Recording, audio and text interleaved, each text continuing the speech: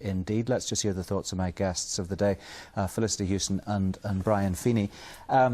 Felicity, what do you make of, well, let's talk about the £1.7 million that's going from the Social Investment Fund to this particular organisation, Charter NI. Acceptable or not acceptable in your view? Well, I think Northern Ireland, you know, if we eliminated anybody with a dodgy past, there would be, and people who've served time and so on, and there'd be a lot of spaces up at Stormont, wouldn't there? I mean, that's what we have actually embraced with the Good Friday Agreement. Yes, but those people, I suppose, the argument runs, have been elected and they have been open about their past. Yeah. This is a different circumstance where there wasn't, there was not the normal process of procurement. Well, that's another matter. I mean, Northern Ireland suffers terribly from that. This conflict of interest thing. Sure, it's fine. You sit on a board and you allocate money to an organisation you're involved in. I mean, that's nothing to do with Charter NI or anything else and who their membership is. So you're not bothered then? You're happy with this £1.7 million going to this organisation? I think it is very wrong that somebody sits on a board and agrees to give money to an organisation they have an involvement with, right? So, but that happens throughout public life in Northern Ireland. That's not special to this particular fund.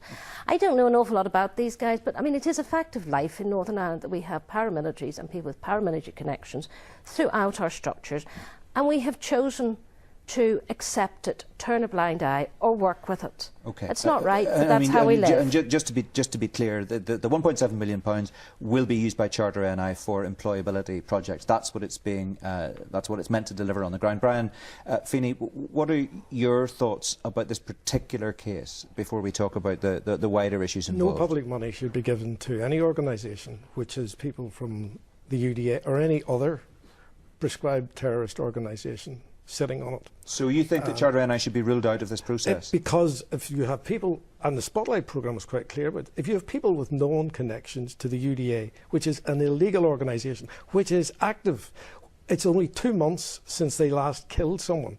They murdered a man in North Belfast. There is nightly trouble in Carrickfergus. It's the UDA. They expelled 12 people from Tiger Bay in the last 12 months.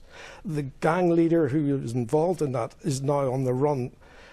I mean, this is an organisation which is active, illegal, has never decommissioned its weapons, and should not have anyone near public money. OK, but of course there are lots of very good people with very impressive track records who are involved as well in Charter NI, and they seriously outnumber those small number of individuals who have connections, direct or indirect, to the UDA. It doesn't matter what the small number is. The people with small number of connections should be thrown off. It's as simple as that. But we have this absurd, and it's not the only organisation, we have this absurd position where you have the Fresh Start Agreement, where people are talking about establishing an organisation to get rid of paramilitaries.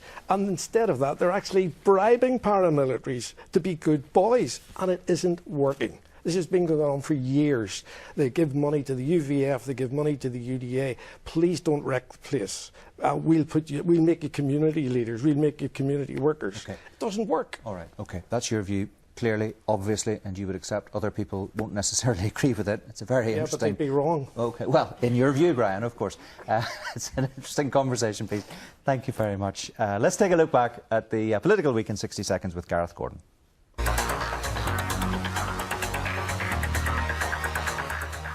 Was the Finance Minister in on Daithí Mackay's coaching of Jamie Bryson? How many ways can you say no? I had no involvement whatsoever with this particular affair.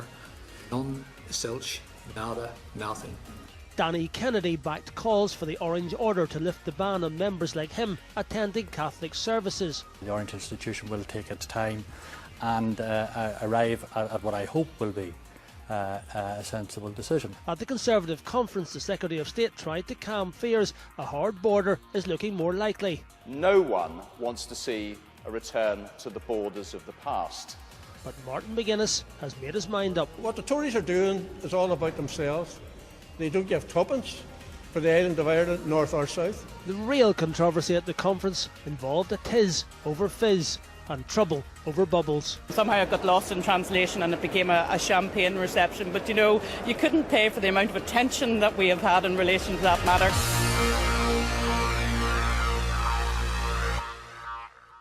Quick final word from Felicity and Brian, and it needs to be quick.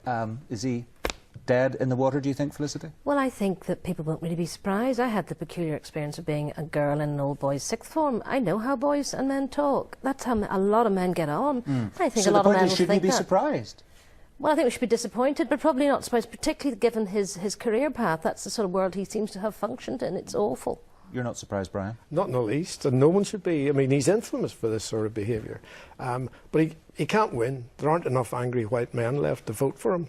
The demographics are against him. Yes, but it's going to be a very interesting it's going to be fascinating. Well, the debate tonight particularly. And no doubt we'll all be sitting up late into the night. Thank you very much indeed. That is it from one of us. Back to Andrew in London. Bye-bye.